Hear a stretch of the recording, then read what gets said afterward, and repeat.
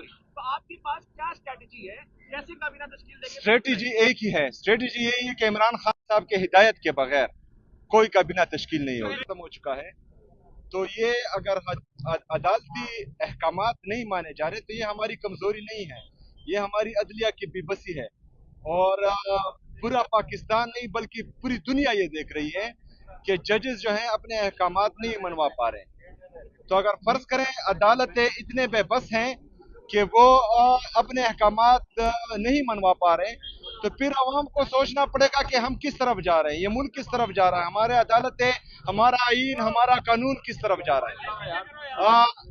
मुझे पहले दिन से, जिस दिन से मेरा नाम अनाउंस हुआ उस दिन से मुझे टारगेट किया जा रहा है। मैंने ये नहीं कहा था कि मैं जबरदस्ती आऊंगा और वज़ीर आला बनूंगा। एक बंदा आया पिशावर में, उसने प्रेस कॉन्फ्रेंस की, उसने ये धमकी दी कि ये नहीं बनेगा, लेकिन मैं बना, मैं वज़ीर आला बनाऊं। मैं बराए मेहरबानी थोड़ी खामोशी प्लीज। मैं वज़ीर आला बना हूं। मैं 4.5 करोड़ पख्तूनों का, खैबर पख्तूनख्वा की आवाम की नुमाइंदगी कर रहा हूं। मैं यहाँ पर अपने लीडर, अपने कायद से पॉलिसी गाइडलाइन लेना चाह रहा हूँ कि मैंने किस तरह जो है आगे चलना है, किस तरह जाना है।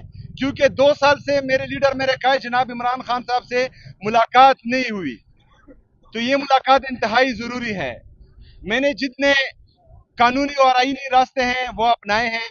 मैंने होम डिपार्टमेंट को, पंजाब होम डिपार्टमेंट को, मरकजी हुकूमत को, चीफ जस्टिस साहब को, आज अदालत में ये सारे तरीके अपनाए हैं। और कल इंशाल्लाह, कल से मैं अवाम के दरमियान जा रहा हूँ और अवाम को जो है अपना मुकदमा अवाम के सामने पेश करूंगा और फिर अपने अवाम से कहूंगा कि मेरा इंसाफ आपने करना है और फिर इंशाल्लाह ताला अवामी इंसाफ